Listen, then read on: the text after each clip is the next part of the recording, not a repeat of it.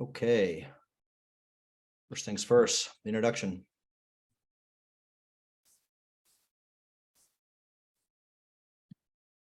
So, welcome to the Agency Responsibility Research Group.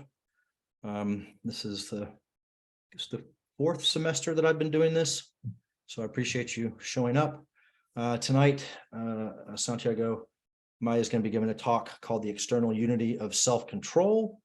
I'll give his bio a little bit later. A little bit about the group. So the goal of this all along was to try to host 3 talks a semester, which I've been doing.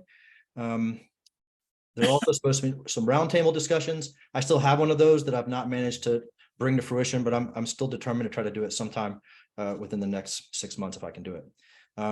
Mini workshops, which are still also something I hope to do. And then events aimed at highlighting cutting edge empirical work. That part is all these things are sort of in various stages of me trying to track people down to donate their time and energy to do things for this ongoing project of mine. The events are hosted synchronously here, obviously, and I live stream them on YouTube. The talks will be recorded, and then I'll post the recording on the ARRG homepage. So upcoming events. So Hannah Tierney is going to be giving a talk on March 23rd at 7 p.m. Helen Stewart, it's in April. We haven't nailed down the date just yet or the time, but that'll be the talk in April. And then Pamela Hieronymi will be giving a talk on May 11th at 7 o'clock. So that'll round out this year's thing. The thing I can't seem to make happen is the roundtable discussion that Al and Eddie agreed to do, and Adina agreed to do. John was also happy to do it, but it's very hard to navigate things with people in the EU for reasons that will be pretty obvious. So I'm still determined to make that happen if I can. Now, I'm not going to do this today because there aren't very many of you here, so I can keep up with it. So I'm not going to worry about you not being able to unmute yourselves.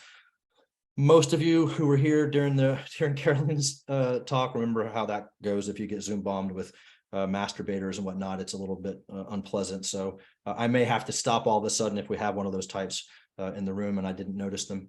But we should be fine.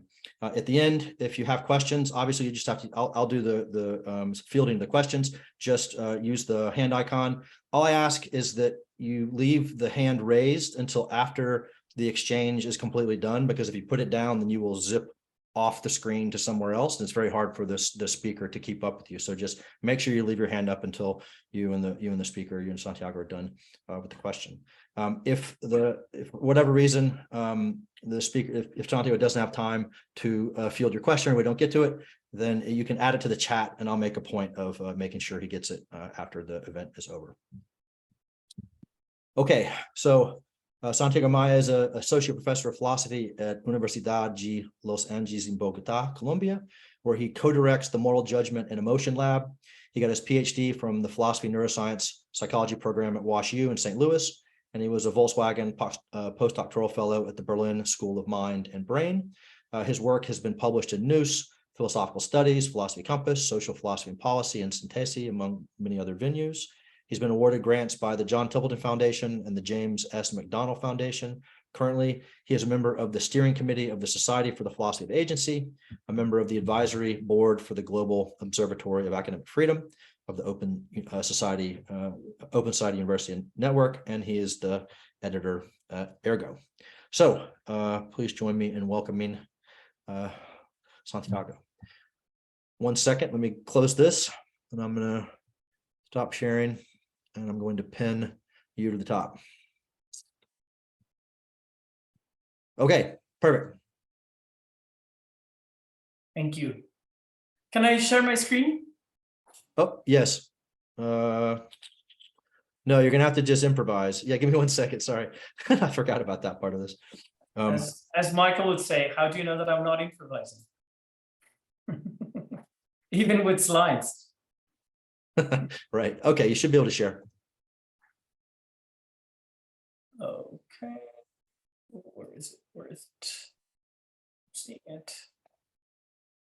There it is. Okay. Hang on a little bit. Well, thank you so much.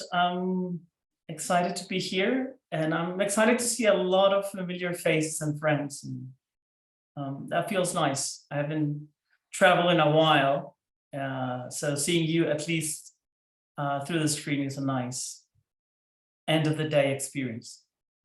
Okay, so this is a talk that's work in progress. It's an idea that I've been trying to work out for a while. I'm not sure I'm there yet.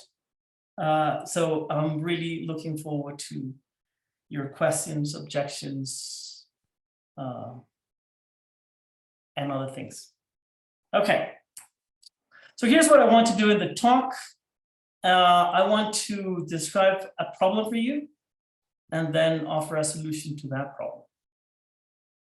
Hopefully, you're going to like the problem. And if it all goes well, you might not be convinced of the solution, but you'll kind of see the appeal of it. Here's a problem. There are conceptual and methodological reasons for being skeptical about the unity of self-control. And here's a solution. I propose that we can counter that skepticism by adopting a simple-minded approach to self-control. And the simple-minded approach goes something along these lines. Self-control is rational decision-making in the face of motivational conflicts. Now, what's key in the account is that it has an externalistic component to it. So the idea here is that motivational conflicts, at least the ones that matter for self-control, are conflicts between outcomes with different types of property, rather than different kinds of attitudes or motivational systems, as it's often understood. And I'm going to spend time explaining that idea. Okay, so let me start with the challenges. So skepticism about self-control, I think, is the result of two distinct challenges, or at least two challenges: the conceptual challenge and the measurement challenge. And what those challenges try to show is that not that there's no such thing as self-control, but that under the notion of self-control, different constructs fall, and there is not the kind of requisite unity for those constructs to form some sort of natural kind. That's roughly the challenge, or the skepticism. Okay, so the conceptual challenge. So consider some paradigms of actions or situations where self-control is exerted. So getting out of bed in the middle of the night because your toddler is calling, resisting the urge to shout at someone who cut you off in traffic, pedaling up the hill despite feeling that your legs are burning up, turning down a nightcap because you have an early work meeting, or deciding not to eat out in order to save money for an oncoming trip. Now, there's certainly differences. There's certainly something common among these cases. You're torn between two options in many cases, and you have to make a significant effort to choose one as opposed to the other. And of course, there are also important differences between them. In some cases, the result is that you omit doing something. In other cases, you actually go and do something. Now, but going beyond those superficial differences, there seem to be some significant differences between these cases. And that's what gives rise to the problem of self-control. So here's one way of looking at it. So different philosophical accounts take as paradigmatic instances of self-control different things. And to the extent that they're built to model those situations, they end up with different accounts of self-control. Not only they end up with different accounts of self-control, but they end up with different ways of conceptualizing self-control. That's a conceptual challenge. So let me just illustrate that. So some philosophers, and many philosophers, have traditionally studied self-control in the context of discussions concerning human agents, specifically concerning how personal values and ideals shape our choices. And within that tradition, acrasia and its opposite, encrasia, has taken center stage. And usually motivational conflicts are, between what you want and what you judge better. So within this approach, you get the following sort of claim: an individual is self-controlled whenever she chooses encratically. That is to say, she decides in line with what she judges better, even if she was more motivated to decide otherwise. And with that account, you get a natural way of conceptualizing self-control. Self-control is just the ability to rein motivation that is deviant with respect to one's considered judgments. That's at least, I think, a standard formulation that we ought to have. Now, whereas philosophers have looked at acrasia and encrasia as a window into self-control, decision theorists have approached the self-control from sort of different angle. They have studied self-control in the context of discussions regarding preference change. And there are certain, technical reasons within decision theory that make those cases where preferences change particularly important. We don't need to be concerned with those cases, but the rough idea is here. Conflicts or motivational conflicts that give rise to that call for self-control are cases in which there's a preference reversal. You have certain preferences at a certain time where you make a choice, and a different kind of preferences later in time where you have to implement that choice. So according to this tradition, an individual is self-controlled only if she is resolute. She sticks to previously made decisions, even if her preferences have changed at the time in which the choice needs to be made. So self-control is about resolution here. It's about persevering on choices made earlier, despite a certain kind of preference change. Okay, so that's philosophers and decision theorists. If you look at social psychologists, not all of them, of course, but many of them, social psychologists have been mostly interested in self-control, mostly because having self-control seems to mediate a variety of important life outcomes. Not getting divorced, having a successful career, things like that. And the contrast here is of a different sort. It's between sooner but smaller rewards versus larger but later rewards. And the idea is roughly something along the following lines. An individual is self-controlled whenever she's able to delay gratification. She's able to wait for the larger reward in spite of being able to obtain then and there a small reward. Okay, so we have this idea that self-control is an ability for delayed gratification. Okay, so we have those three different approaches. This is kind of a simplified presentation. Of course, there are philosophers who are thinking about irresoluteness or impulsivity, and not all social psychologists have been concerned with delayed gratification exclusively. Okay. But one interesting thing is that you can dissociate between these forms of self-control. You can find dissociations. There are certain kind of choices that reflect self-control, but that are often not temporally indexed. So you get encrasia without delayed gratification. There's no point in time in which you become a good parent, equilibrium, as it were. You also get resoluteness without encrasia. You can be resolute, you can stick to a choice. And in certain cases, being resolute and sticking to the choice is a good strategy, especially because you don't know what is best. So you get to a point you're wondering what's the better course of action. You don't know, but you decide one thing, well, I already made this decision, so I'm going to stick to it. So you get resoluteness without proper encrasia. And finally, you can get also acrasia without impulsivity. So you can take choices that are contrary to one's better judgment that involve delayed gratification. So, I decide to go for the 2 marshmallows instead of 1, despite that I know better that I shouldn't be eating sugar. Okay, so that's the basic idea of the conceptual challenge. So Marcela Herdova has said something along these lines already. There's a significant variation in the type of choices that can be taken as paradigmatic displays of self-control. Different theoretical approaches end up with varying conceptions of self-control, but these conceptions are not extensionally equivalent. So to the extent that each conception is aimed at capturing recognizable paradigms, there's no unique concept of self-control across these theoretical approaches. That's a conceptual challenge.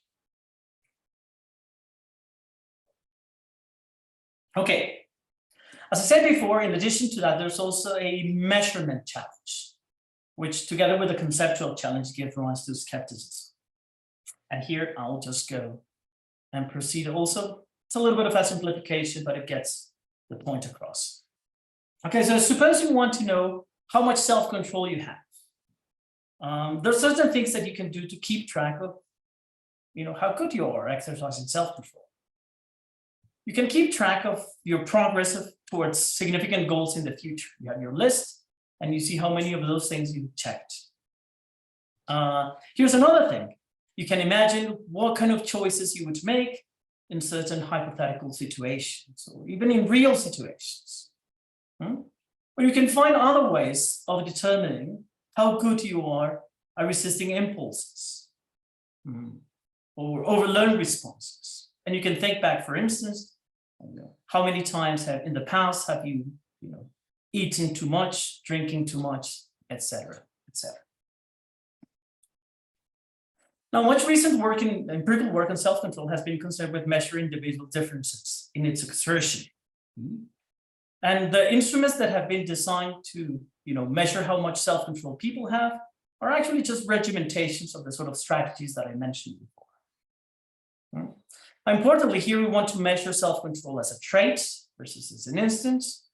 And obviously, insofar as some of these instruments are conceptually motivated, you're going to find alignments between conceptions of self-control and the design and the instruments that have been designed.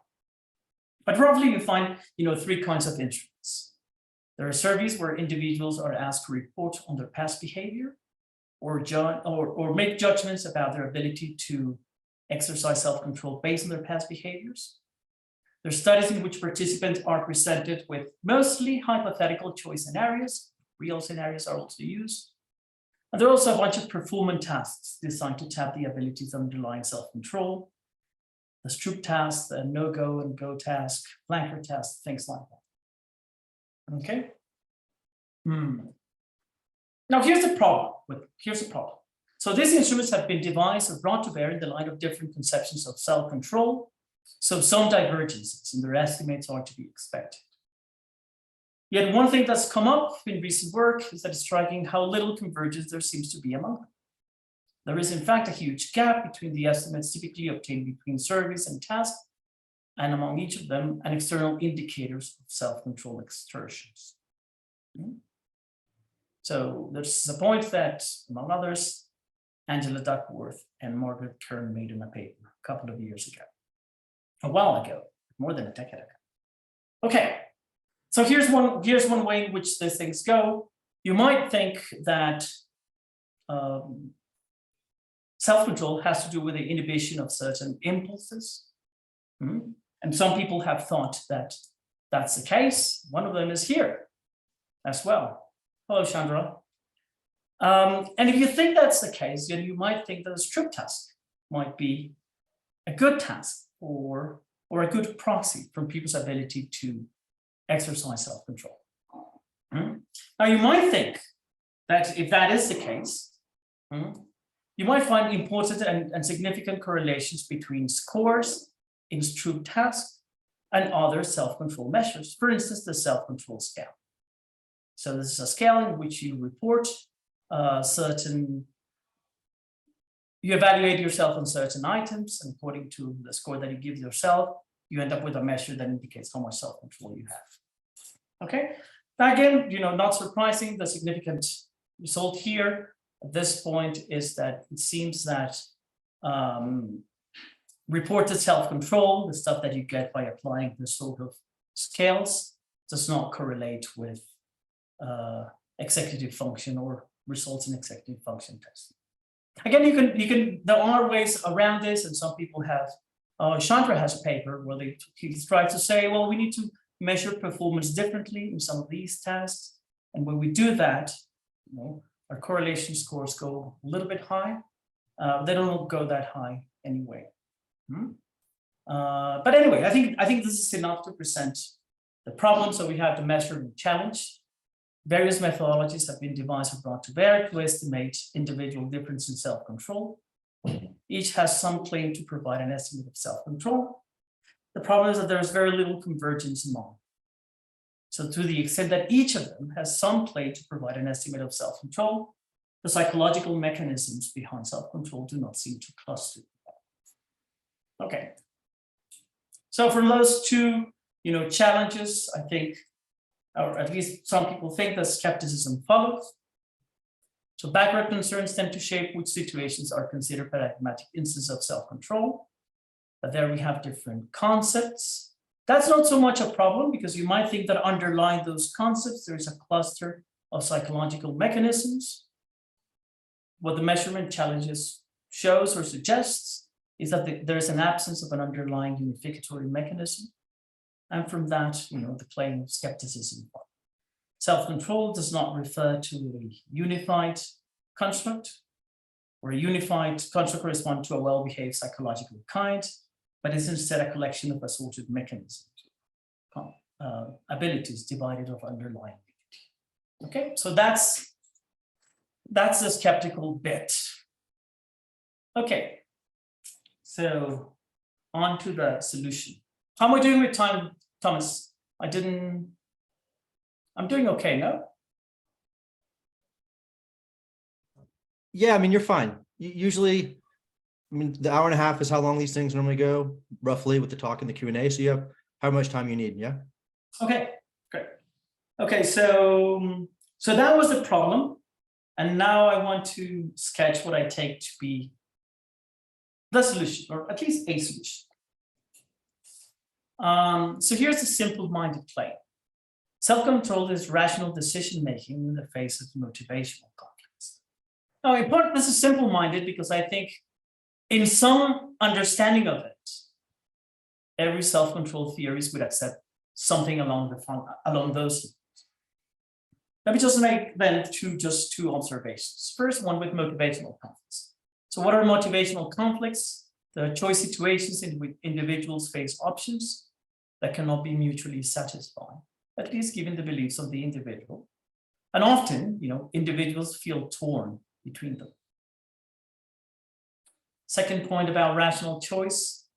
Now, there are different kinds of motivational conflicts, but maybe not all motivational conflicts are called for self-control. But the ones that call for self-control are such that there is a correct solution, given the individual's attitudes and knowledge at the time. Okay. There is a rational choice in some sense of the word, and a non-rational solution to it. Let's put it that way, a non-rewarded. Okay, so that condition, the rational choice condition, separates the kind of conflicts that motivate and call self-control from other sort of things, motivational ties, conflicts due to incommensurable options, things like that. Okay. Now, one interesting thing about this simple-minded way of stating what self-control is that it gives us some sort of formal specification of what self-control might be and what our task ought to be in trying to provide an account of self-control. So roughly, we're going to have two kinds of choices, the rational and the rewarding. We can call it that way. What I ought to do, what I want to do, you can describe it that way. Or as in this first slide, in the first image, what reason says and what Square demands. Okay, so the merely rewarding and the rational. And then once we have it in those terms, then we have ourselves the problem that we need to solve. So what we need to say is what distinguishes the rational from the rewarding, and in turn, that gives us two questions. What ability allows the rational to win when the rational wins? And why only sometimes the rational wins? That's what our account of self-control should be saying, among other things, which that's it. Okay, now, here's a little bit of diagnosis. Oops, what's going on? Okay, here's a little bit of diagnosis. So I think one of the reasons why we get to the skeptical challenge is because many theories working on the self-control problem, have taken some sort of transcendental assumption. So I'm playing a little bit with Kant. Space and time, they're not relations or things out there in the world, but they're mostly determined by our psychology. So here's just roughly, same kind of move. We understand the motivational conflicts that call for self-control. primarily in terms of the conflicts between different psychological items. Okay, and this sort of accounts already allow us to answer the questions that we set for us before. You know, first of all, the account provides a criterion for correctness. We're going to have different psychological items, and we're going to say, well, the rational choices are those that, you know, are in line with certain kind of psychological items. The wrong sort of choices, the merely rewarding ones, are the ones that align with other kind of psychological items. A second thing that the transcendental assumption allows you to do is to define what an account of self-control looks like. Okay, so it's going to be a specification of the ability necessary to override the deliveries of some motivational system or the force of some motivational attitudes. And finally, it also explains why we often make wrong choices in terms of the psychological properties of those items, the ones with that are the ones in terms of which the motivational conflicts are defined. So again, we can take a look at one classical formulation due to Al. So we can start understanding the motivational conflicts that call for self-control, primarily in terms of conflicts between different kinds of intentions, that was Davidson, or between judgments and wants, that is Al's view. And we can think of acrosia in those terms, just, you know, different kinds of motivational attitudes, judgments of what's better to do and what you want to do that are in conflict. So you have your answer to your three questions. Rational choices align with all things considered judgments. Being encratic is often a matter of attending to our judgments as opposed to our wants. That's Al's actional solution to self-control. And finally, according to Al, accuracy is due to the fact that wants can intervene in the causal paths from judgment to intentions. So the idea here is that intentions are the default results of judgments, but then some deviant ones can interfere in that causal path and interfere in the formation of the right intentions. And that's why accuracy happens. I hope I got it right now. Okay. You can see another example of this. This is the El Cafe of the Walter Mischel approach. So you can understand the motivational conflicts that call for self-control, primarily in terms of conflicts between the hot and the cold motivational systems. Chandra used to have a version of this view, if I remember correctly. I think I do. And here you also get answer to your questions. Rational choices are the product of cold systems, sorry. Delaying gratification is the product of top-down inhibition. That's how hot and cold systems interact. And impulsivity in this sort of case is due to the architectural nexus of the cold system and the hot system, and stored behavioral impulses. Okay, so once you adopt the transcendental assumption allows you to go ahead and give an account of what self-control is, answering the kind of questions that I mentioned before. Now, there are some problems with the transcendental assumption, but I'm not going to go into these problems. But the big thing about the transcendental assumption is that I think it's what underwrites skepticism about the unity of self-control. Okay, because once you formulate the account of self-control in this sort of terms, then all the worries that come with the lack of a unified mechanism crop in. Okay, the mechanisms for deciding which kind of abilities, the story about which kind of abilities or which kind of mechanisms are necessary to override certain kinds of motivations will be different on each of the stories that we have here. Okay, so here's the proposal instead. So I propose that instead of looking inwards, we can look outside to understand the motivational conflicts and to try to understand what are the motivational conflicts that give rise to self-control. That is to say, we can look at these conflicts not as implicating different kinds of motivational systems or motivational attitudes, but rather as implicating outcomes with different worldly properties. So here's the rationale for that claim. In the process of making up their minds, individuals are primarily estimating the value of the outcomes that they have to choose based on worldly properties. at these properties that they take the outcomes to. Okay, so if we want to understand this conflicts, maybe one thing that we should start doing is looking at the properties that those outcomes have or are thought to have at the very least. Okay, so here's the first idea. Let's look at the properties. What are the properties of those outcomes? Now, here's one thing that we can do. We can start looking at those outcomes and looking at the concrete properties that many of them have. So remember the examples that we had before. On the one hand, you have the coziness of the bed tempting you, but on the other hand, there's stuff about being a good parent. The painfulness of your legs burning, but then the satisfaction of the physical achievement. The feeling of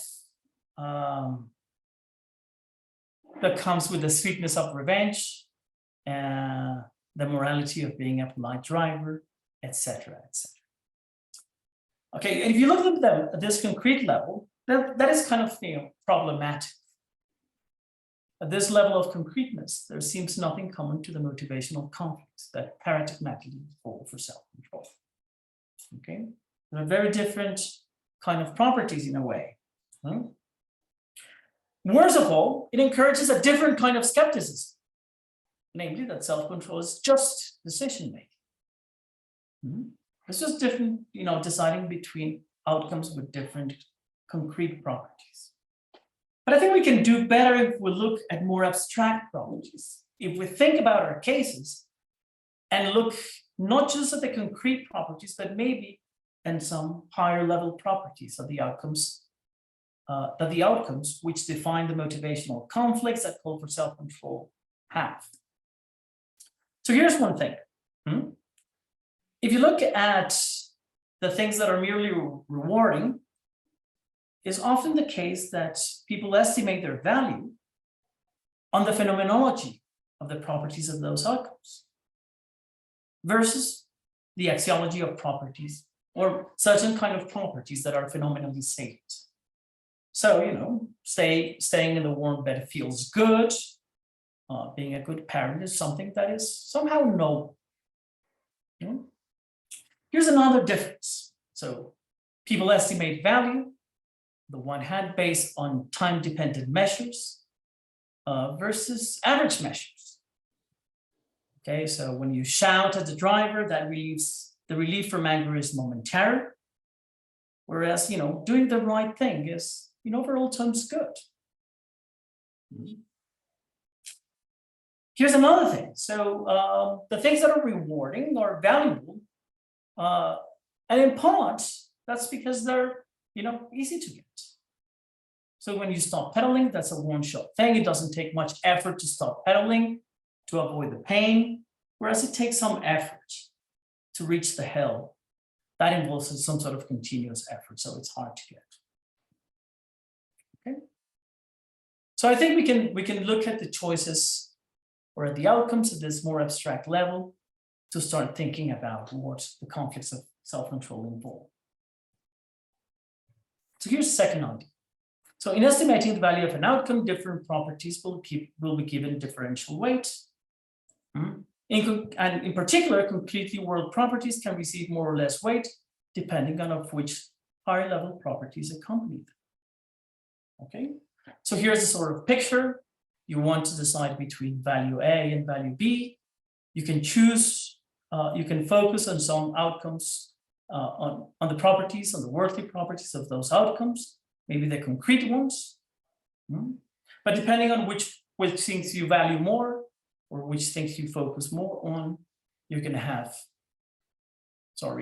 be choosing the rewarding or the rational.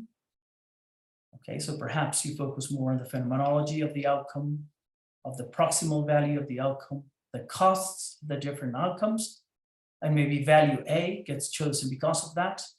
Or maybe you choose more on certain, ethical properties of the outcomes, the average value of the outcome, and maybe also the costs, and that gives you value B.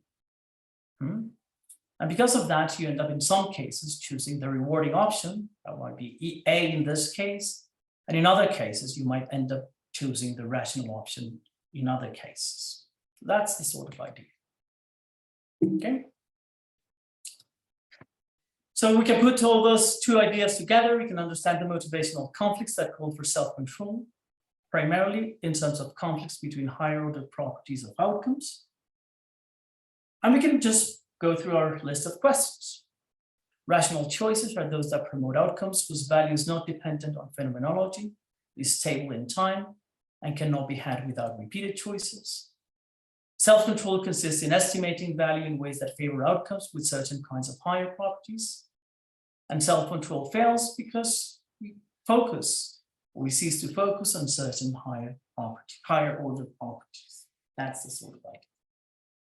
So with this, I think we can go back to the problem of unity, phenomenological saliency, temporal dependence, and easy gettability tend to cluster together.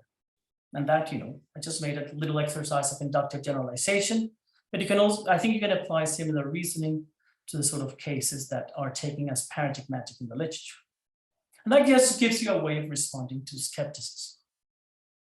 So the psychological disunity of self-control, suggested by both challenges, I think might be a non-issue.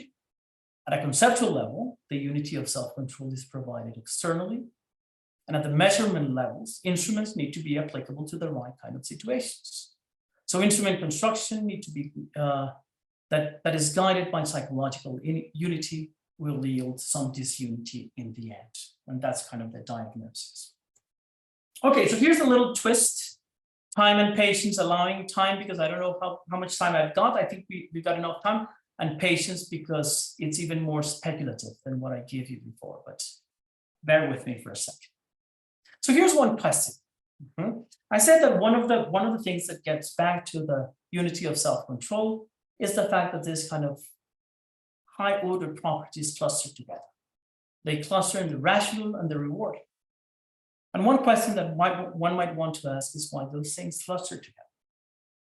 So here's one possible explanation. Phenomenological saliency, temporal dependence, easiness to obtain tend to cluster together because that's the way outcomes in the world tend to be. So we're just explaining in a purely externalistic way, what is it that gives us the unity here? Now it might be, for example, that our social arrangements favor this. So if you are designing something like alcohol or an app, where you want to maximize screen time, well, then you might want to decide to design your application or the product that you're selling in ways that they have a certain structure that resembles some naturally evolved motivators, food and sex. And that way you end up with social arrangements or a way of constructing a world where these sort of things cluster together. That's ultimately what explains self-control. So if this is the case, you might think that in a different sort of world in which things have all been a different way, well, the choices that call for self-control would be, dramatically different at a concrete level from the choices that do it nowadays. But here's a more interesting possibility, I think. This is the one that I would like to pursue. Is that this sort of clustering has actually some sort of explanation that is not merely contingent on the world. So certain outcomes are valuable because of their outcomes that are valuable because of their phenomenology, or outcomes whose value tends to fluctuate with time. Intensity varies with temporal distance. Second, outcomes that have stable value tend to facilitate repeated choices. Whereas value fluctuations can disincentivize repeated choices. Okay, if something is changing its value, well, you might choose it when the value is high, but you might not choose it when the value is low. And finally, outcomes that require repeated choices cannot depend on phenomenology. Okay, because phenomenology would not be salient between the choices. The vividness and the goodness of a certain outcome, or a certain outcome becomes vividly good when you're close to it, close to choosing it, but in between times, in between those choices, the outcomes would be distal and hence phenomenologically less silent. So I think that's a sort of possibility that I would like to. And if we go for that possibility, then we obtain some sort of limited externalism.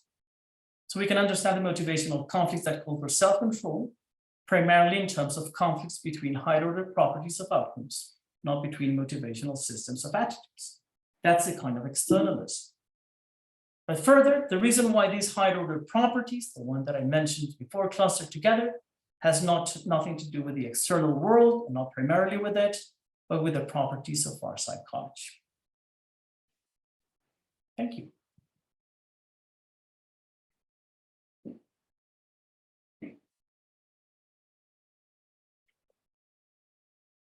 Should I stop sharing? That was good. Thank you. Okay. So you guys, you have questions, you just raise the hand and I will call you out. Luca. All right. Great talk. So I was cut off for about 10, 12 minutes. So maybe whatever I say, you already showed it in those slides. I have a clarification and then maybe a question. So the clarification is that if I understand, if there are conflicts, this is just about the definition of your the motivational conflict.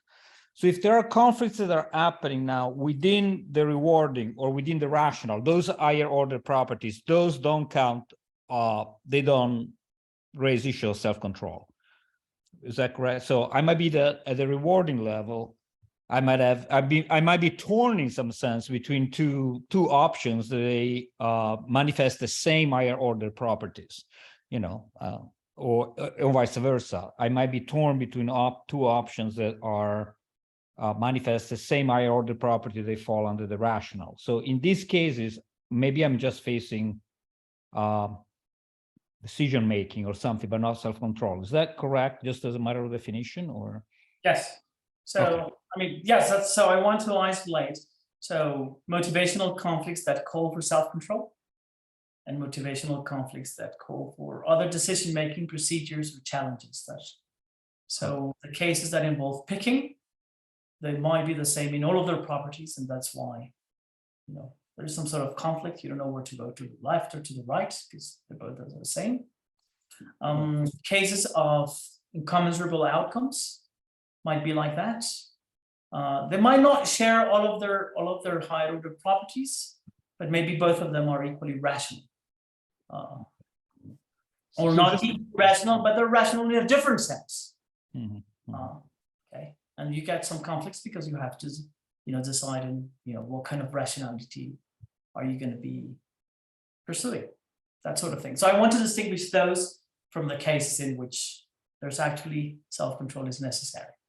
Okay. And then you have this, it's a formal specification between the right one, the right choice, and the wrong choice, rational and merely rewarding.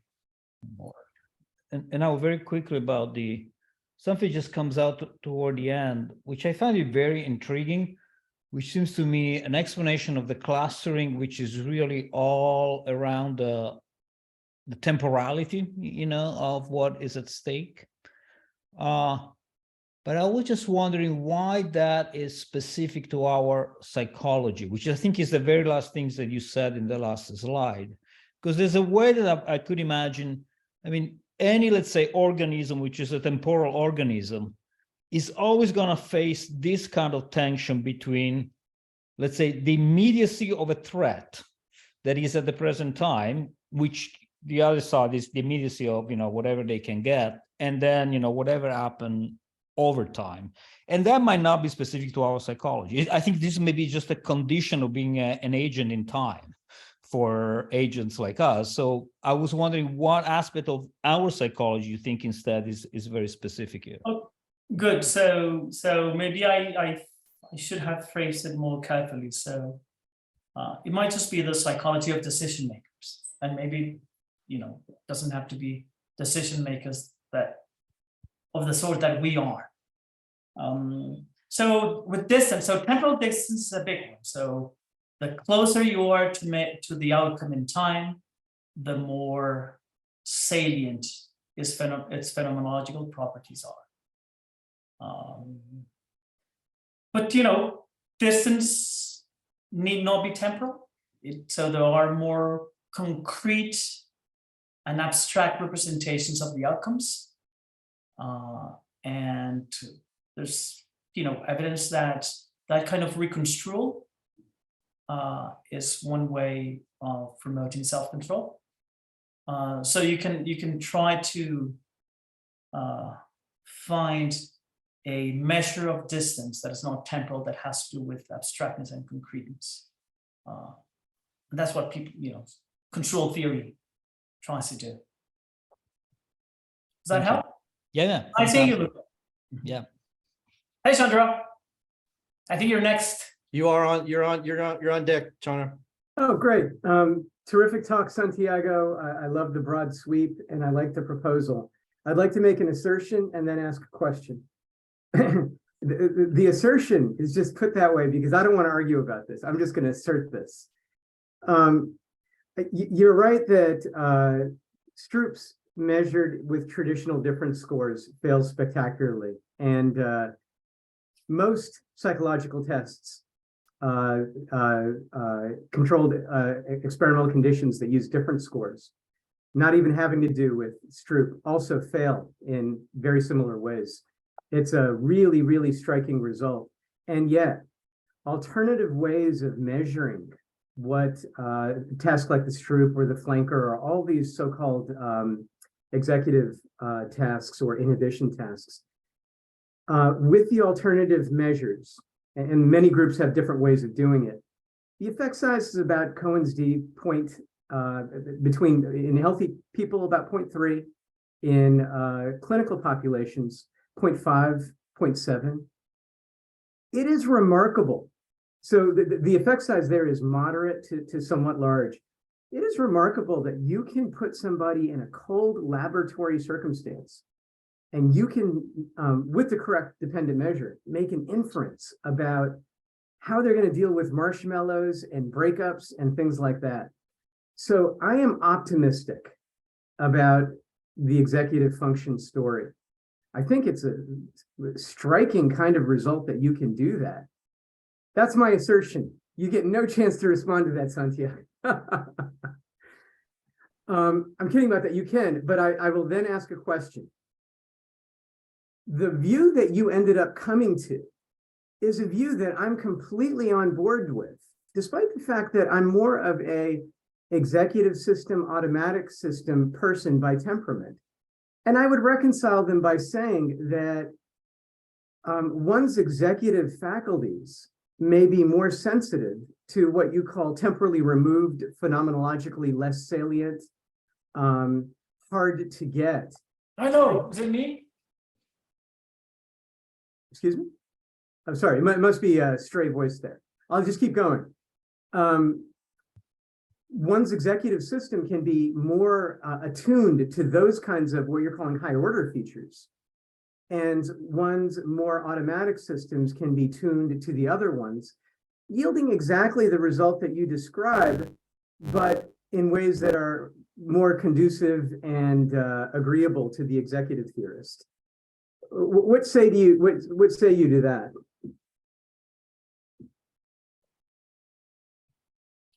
I think can I say something about the assertion? So I like very much that paper where you so I'm just going to give another assertion. I'm not gonna counter yours.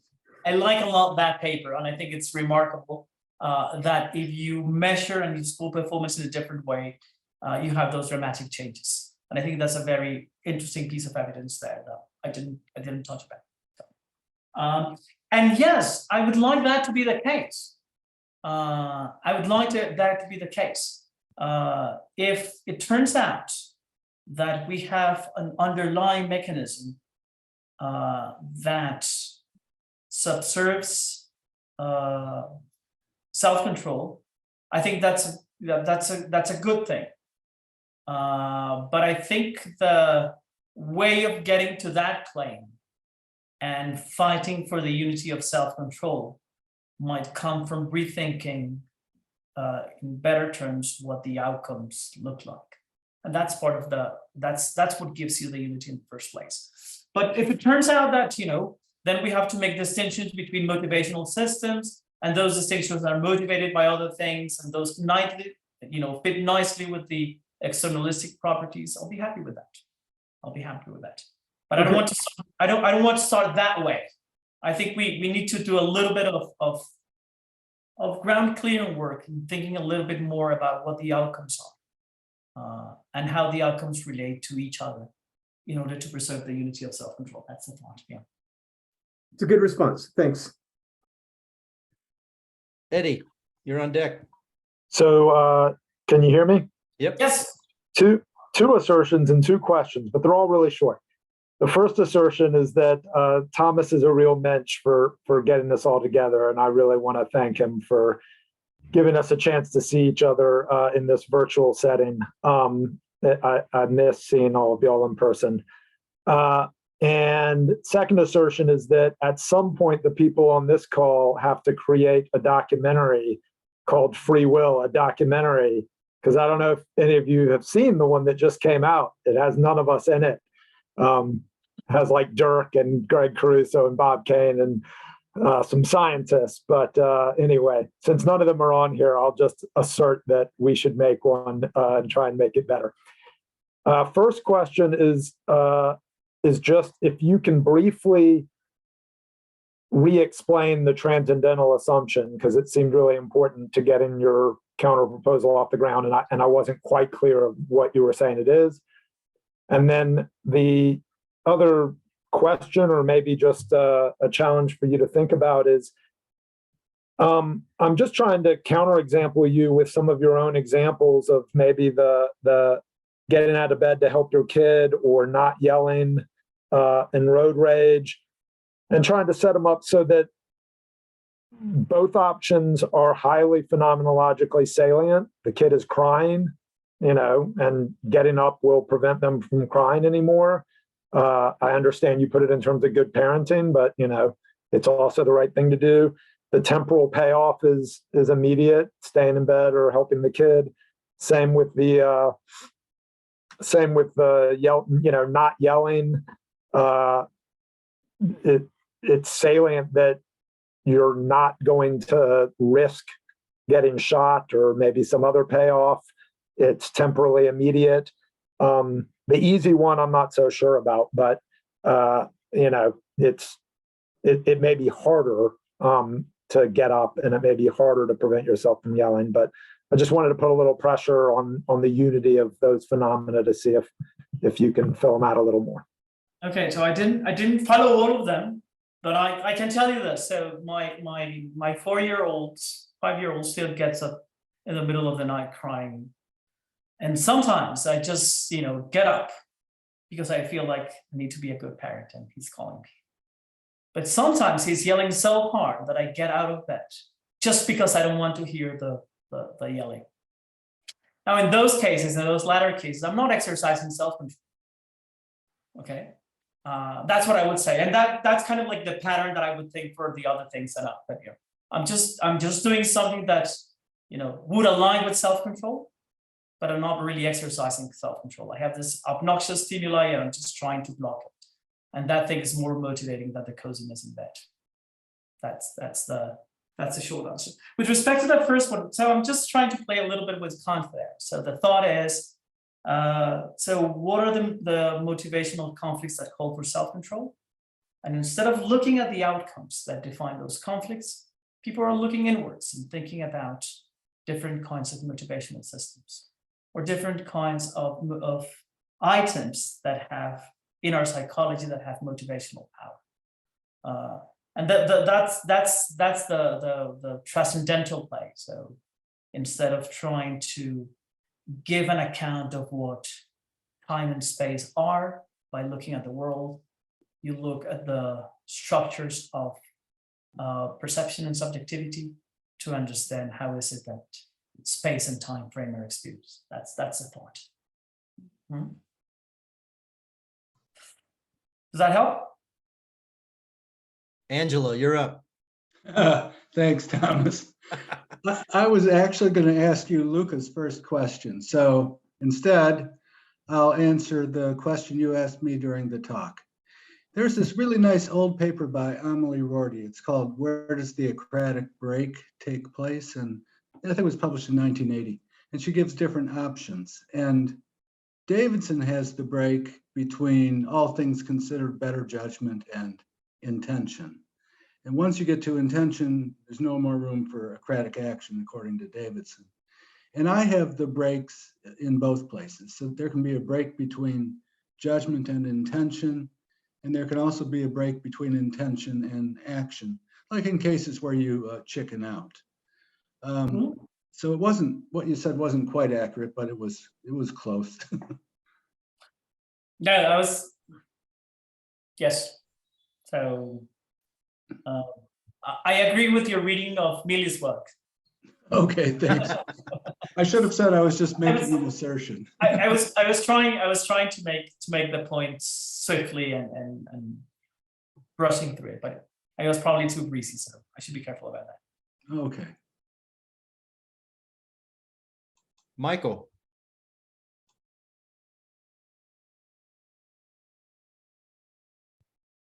You're muted. Sorry.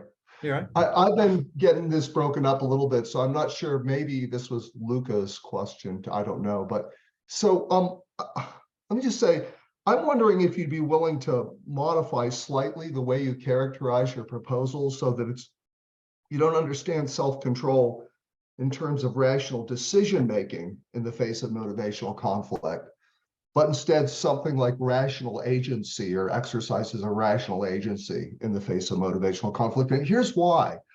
And maybe this is just sort of a use of technical terms. I'm thinking about decisions the way Al does, in terms of settling uncertainty about what to do by performing mental acts of forming an intention. And so look, here I am, I'm riding my bike. You know, you and I are both cyclists and we're suffering, we're heading up the hill. There's a lot of motivation to stop, but I'm not in the least bit conflicted about what to do, right? The suffering is there, it's real, but I just sustain a commitment to it. Now, I haven't made any decision, but I've exercised a considerable amount of self-control just because there's this suffering and there's this motivation and I just don't give in to it. No, so anyway, I mean, I like the proposal overall in every way. I just wonder if you need the decision there to be at the center of the kind of self-control that matters. It just seems there's a lot of self-control we engage in, which just doesn't involve making decisions when the decisions are understood in that kind of narrowly characterized way.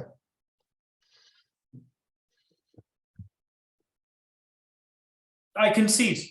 Yes, I mean, I don't. That's No. so. Okay. I like to put it in terms of decisions, just because, you know, decision making sounds like the right thing to say there.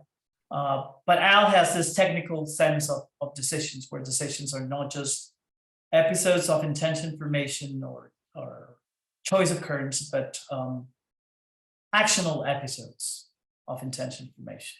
And that's too strong for the purpose of what I want to defend. Okay, thanks. Katrina, you can go ahead. Okay, this is a sort of small point for clarification, but I'm thinking about cases where I am constantly kind of policing my parenting, using self-control by imagining, using mental time travel and imagining what would go wrong if I did X, Y, and Z. And sometimes that's an immediate sort of thing. So if I leave the baby in the bathwater, right, and it keeps running, the baby will drown. I think of that and I police my attention in that way. But sometimes it's quite distal, right? Sometimes I imagine that something will happen, if I don't act a certain way with my children, if I don't show kind of strong control in the way I police their academics, or I make sure I help them with their work instead of go have a glass of wine, I think they won't get into college. I think they won't have, good lives kind of in this long sense. And do both of those, so if I'm imagining something that's kind of quite immediate, that's self-control. Is that self-control in the same sort of way as when I imagine some sort of terrible other thing that happens? I'm not thinking of it in terms of me being a good parent. I'm thinking of it in terms of poor outcomes that can both be immediate and distal, but have strong phenomenological feels to me.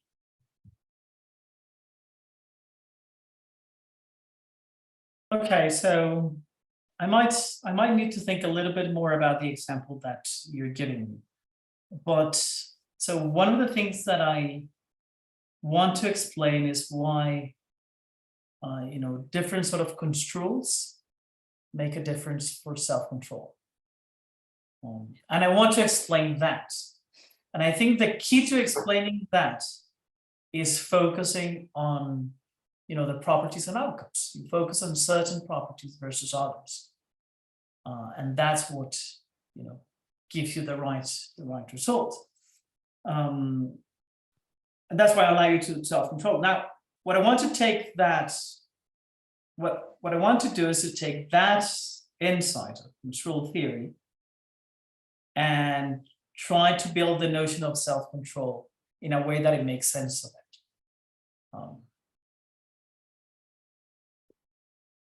Now, in the case that you are, the way you make the right sort of decision is because you're imagining that the rational outcome, you are focusing on the phenomenologically salient properties of the rational outcome. So you're actually pitting the pleasure of calming down and checking your phone again versus imagining what it would be like for the child to drown, as it were, or something like that. Right, or even more distally, the pleasure of having a glass of wine versus helping with yet another set of homework, but with that image of the child not getting into college, right? And it being my fault and what that would feel like. Okay. No, I'll think more about that. Thank you. I like that example. Okay, so I don't have an assertion, or I would give it.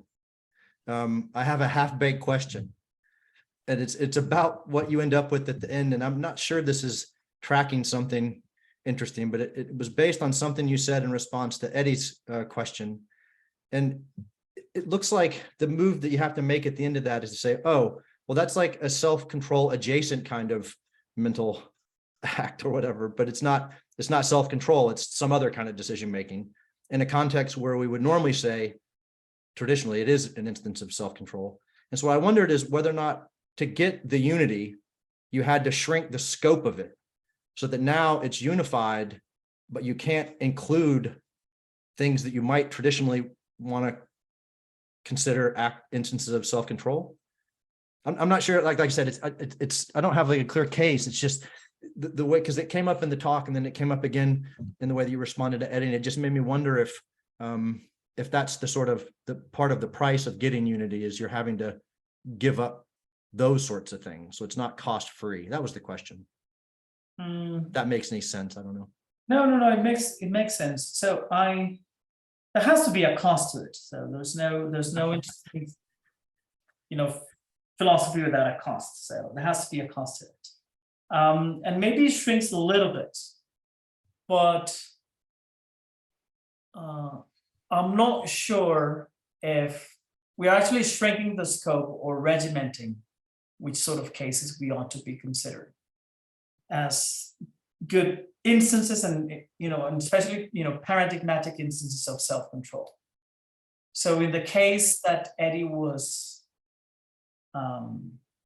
mentioning, it seems to me that maybe many of the things that are kind of marks of self-control, the way the case is described might not be there. So you don't need to make an effort. You just get out because you're annoyed by the sound of the child crying. I see. That's what I was.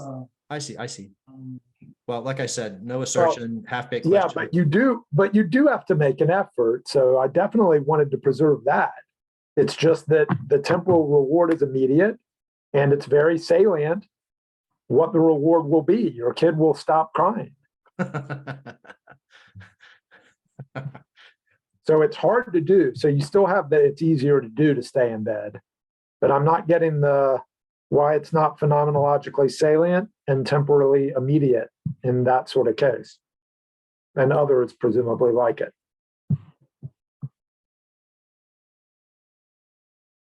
Al, are you going to comment on this, or is it different? It's a Are you different piling on or point. helping? It's a different point. I wanted to ask a question instead of making an assertion, so I'll wait my turn. Sorry, I wasn't meaning to pile on. I just wanted to make sure the original attempt at a counterexample is Okay, understood So properly. what I wanted to say for that case, but maybe I'm not saying anything new, is that it's a case in which the outcomes just happen to coincide with outcomes that would be recommended by a rational decision maker. But what's making the difference in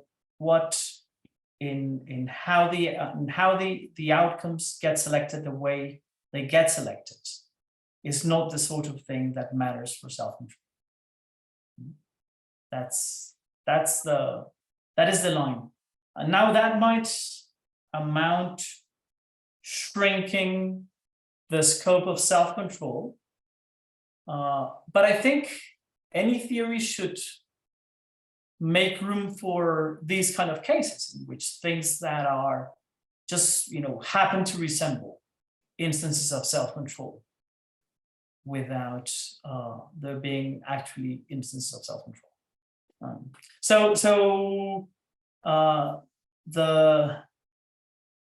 The virtuous man behaves and chooses exactly the way the Encrates does, but it's not exercising self-control.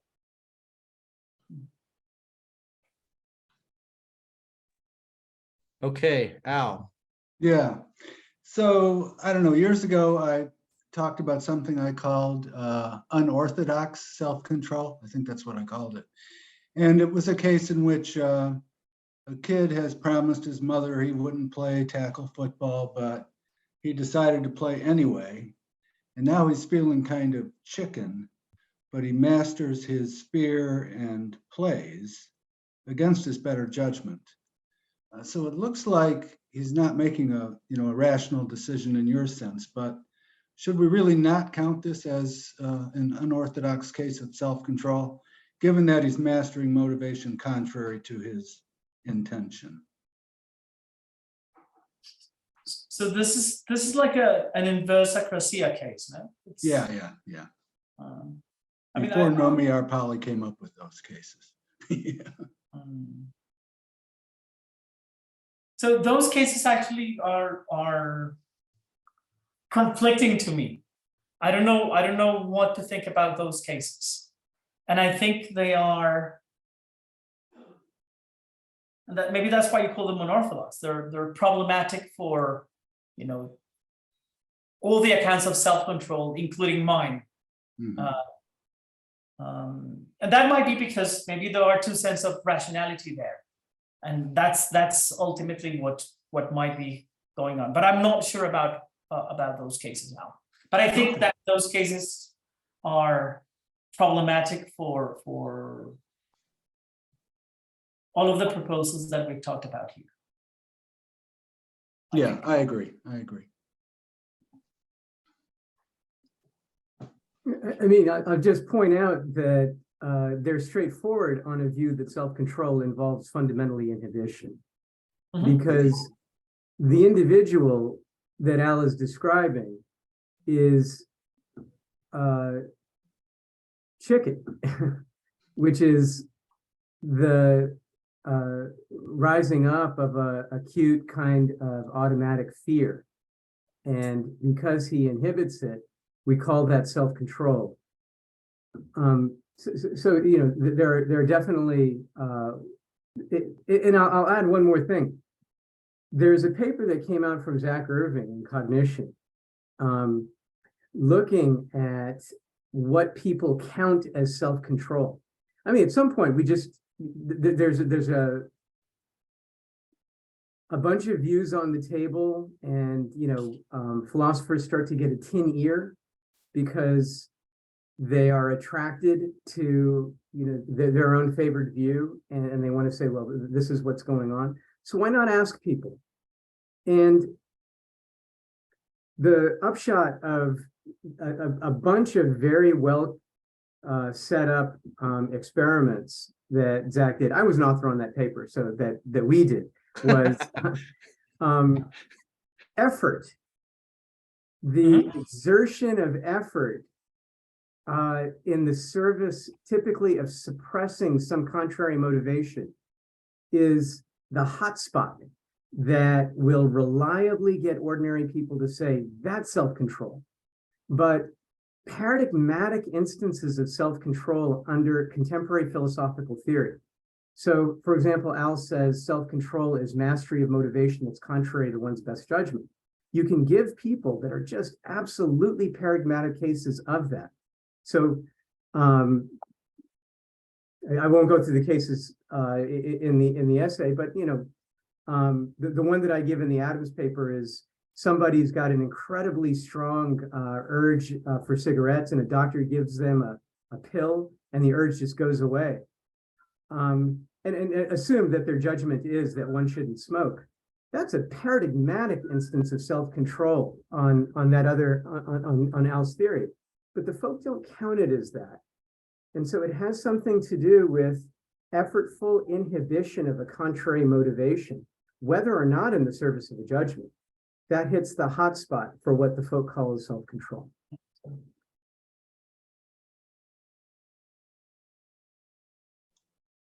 Can you send us a link to the paper? Yeah. It was out in Cognition just a couple of months ago. Oh, okay. I'll find it. Chandra, oh, sorry. I was just going to jump in on this point real fast. If attention and inhibition are central to what the folks see as self-control, and maybe what is self-control in general, and I'll ask this question to everybody, but does rational decision-making, to our presenter especially, does rational decision-making have to play a role there, right? Then if we can recall phenomenal properties, and this is what I was trying to say with my example, we can call up phenomenal properties and then pay attention to and inhibit based on those phenomenal properties. We want to call that necessarily rational.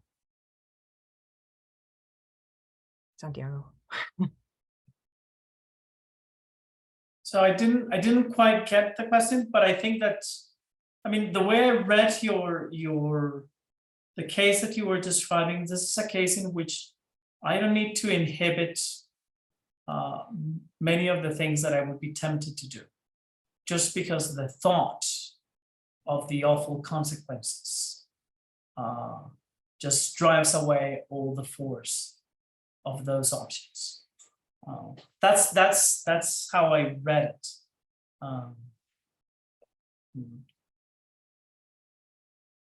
I don't know if I don't remember. I know the paper, but I don't remember if cases like that are included in that paper by Zach Irving. I do know. I mean, what they do is they contrast. I mean, you know better because you were part of it, Chandra. But one of the bigger contrasts there between the cases is synchronic versus diachronic regulation. And it's synchronic regulation that gets the. I think that's what most of the cases that they talk about are in the paper are about. But I don't know if there's explicit cases where there's a tension between construal level versus inhibition. I don't know if that's one of the contrast cases that I don't remember. Chandra, do you remember? No, there aren't cases of construal level versus inhibition. That's an interesting idea. I mean,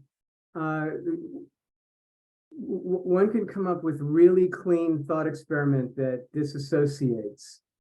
I mean, Davidson in Possibility of Weakness of Will, I think, is where he talks about the person who has to fight an urge to brush his teeth.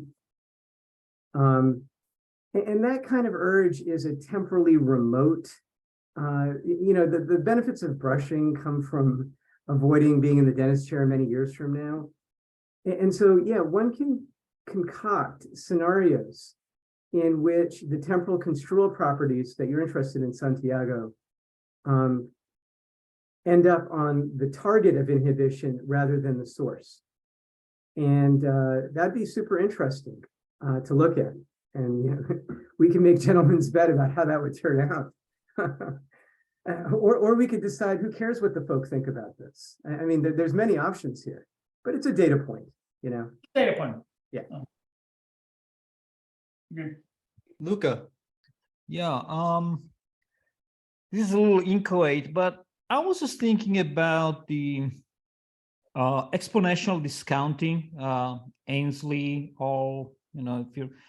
there was something interesting in that, because that was tracking, there's something that happens as you get closer, to, the present time and what's available to you. So here's one case in which I take, in your term, the phenomenological salience and the proximity are not there for quite a while until you get closer, and then you get that switch. So I'm not saying that I want to defend that it's an issue of discounting, but there's something about that phenomenon that seems to be interesting that might explain some of the issues related to temporality in there. So this is very inchoate. I was just trying to, see if you have any thoughts about this, or if it's helpful in any way. So no, I think that's, I think that was my attempt at explaining why things cluster together. Okay. So as you get closer in time, the phenomenology of certain outcomes just become more vivid. And that's what explains, the fact that they become tempting. Right. So one of the things that I want to, I think it's part of the setup and of the conceptual challenge, is that, a lot of choices that require self-control are like that. But, if you think about many of the cases that Alan's mentioned, they're not temporally indexed outcomes. So it's not that there's a moment in which you become a good parent or cease to be a good parent. Or even the brushing the teeth. So they don't have the right sort of structure to be fitted in scenarios where you get preference reversal due to the dynamics of choices. That was right. But then that what would be interesting is trying to see if it's still possible to get that. So get the challenge from Al, but then maybe there's a way to reconstruct that there's some dimensions that they still have this character. I find like an hypothesis that I kind of like that could be unifying, which is all about the temporal character. But I see the issue there. It'd be interesting to think through this and see. Oh, good. I know you like time. We are stuck in it, so that's why. any more questions, comments, assertions? Yeah, I wanted to make a quasi assertion. Yes, Chandra. Yeah. So, the motivational system theorist like me cites reams and reams of empirical literature that favors the idea that there's a phenomenon of automaticity, there's a phenomenon of the executive. We have controlled experiments that let us understand the notion of effortful inhibition. We tell a very empirically grounded story that, if the paper in Cognition is to be believed, lines up very nicely with what the folk want to call self-control and so forth. Then the complaint comes, well, there's a burden on you to show that individual differences in laboratory measures of inhibition need to be very strongly related to self-report individual differences in self-control efficacy. Well, it's a decent challenge. It's one that one should respect. I've argued earlier that the challenge has actually been met and measured correctly. It's remarkable that the laboratory tasks actually have some predictive success in everyday self-control. People can debate that. But Santiago, you say that the empirical individual difference challenge is not met and provide an alternative story. But shouldn't you tell us then that individual differences in temporal construal, for example, the ones, I mean, there's a bunch of related individual differences variables, but for example, individual differences in the salience of stimuli, in one's construal of how hard they are to get and so forth. Those need to be very predictive, given the burden that you have set out for your opponent of individual differences in self-control. But where is that data? I'm getting there. I'm getting there.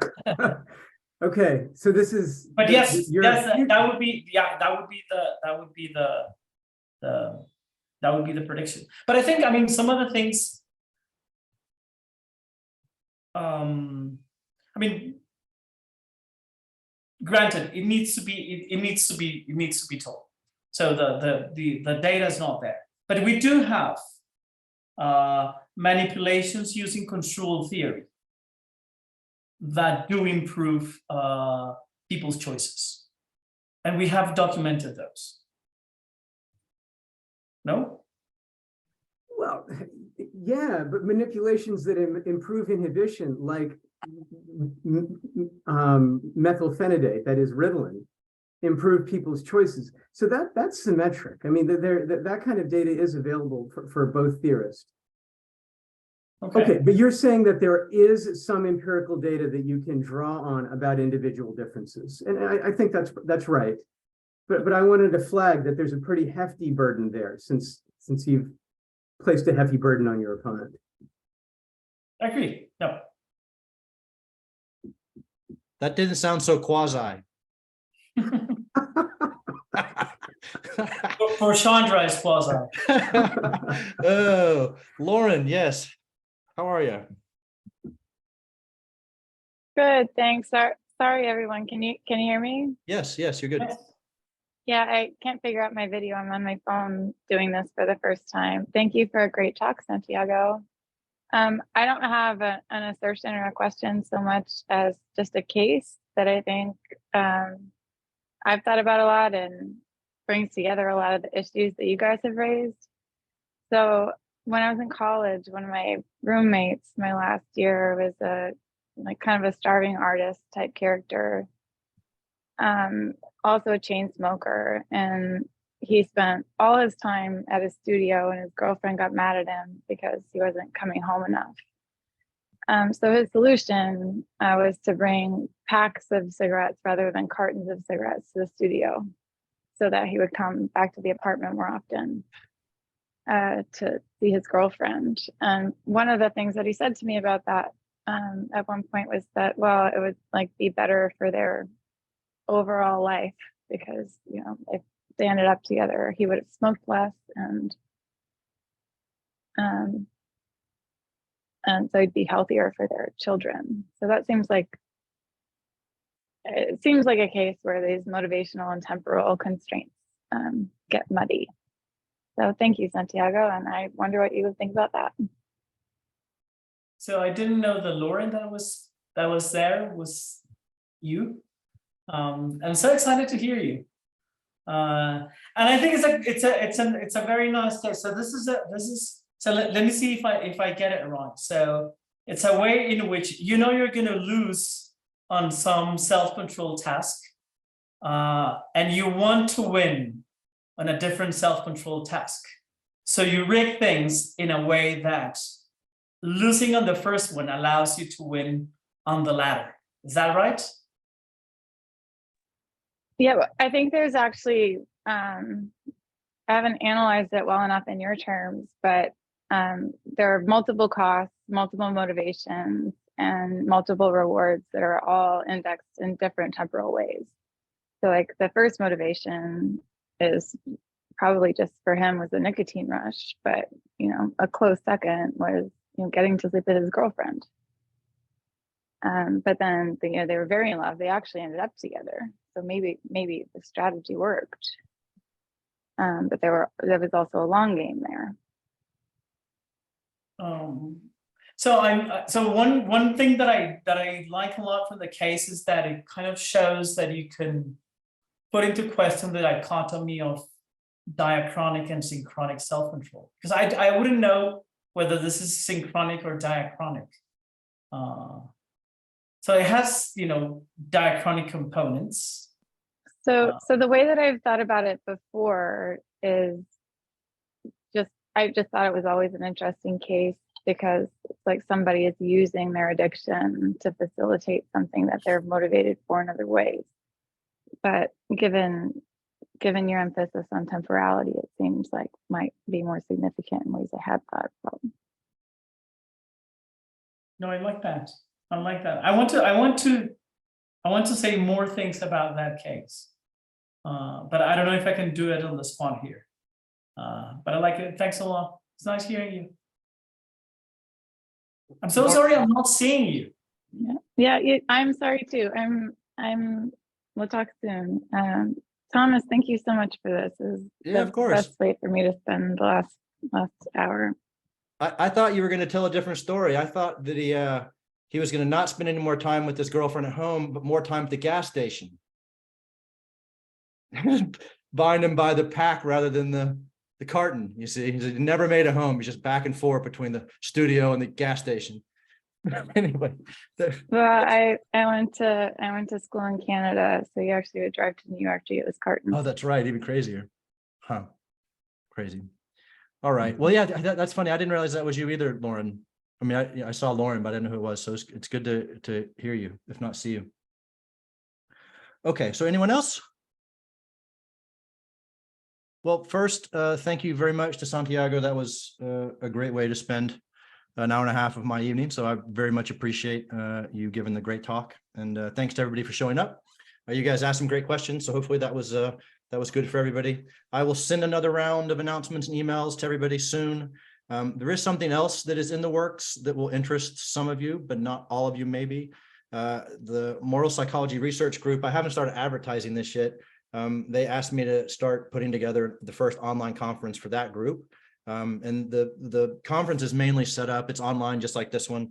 It'll be over 2 days in early March. We've got some great speakers in psychology and philosophy both. So if the sort of moral psychology broadly construed is something that interests you, I'll make sure that I send the announcement to not just the ARRG group, but also to the group of you who are in this listserv as well. So anyway, well, thanks a lot. If you got questions, I'll stick around for a second. Otherwise, I will see you. Oh yeah, there we go. Eddie has posted the link to the draft of the online. Because Thomas is doing yet another awesome online event. So this just shows I like people, just I don't like them close to me. Anyway, you guys have a good night. Yeah. So thanks everyone. Thanks a lot. I learned a lot tonight. Thanks a lot. And Santiago, there'll be a recording. I'll send you a link to the recording. Thank you. Thank you. And I hope to see each of you very soon. Thanks again. Bye-bye.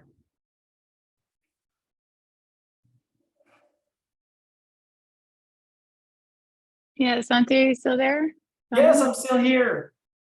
Okay, yeah, I'm so sorry. I have to run home. I'm like, I'm doing 10,000 things, but that was amazing. Text me and we'll talk. Yeah, no, we need to catch up. And Thomas, thank you so much. Yeah, sure. I don't know why I wasn't always sending the announcements for this to the ARRG thing. It's like I didn't know about it. Yeah. Santiago and I have been meaning to catch up for a while, and we actually like. It's not very smart of me. I'll make sure in the future I always send them both to both groups. Well, also let me know how I can help you. Like the plans for MPRG look great. Oh, good. Yeah, I think it's. Let me know how I can help. Yeah. That sounds good. I'll reach out and let you know. Yeah, and Santi, that was tremendous. Actually, I wrote a little short story about my roommate. I'll send it to you. Please do. All right. Yeah, I've got to go. Babies to take care of. But yeah, thank you both so much. That was great. Bye.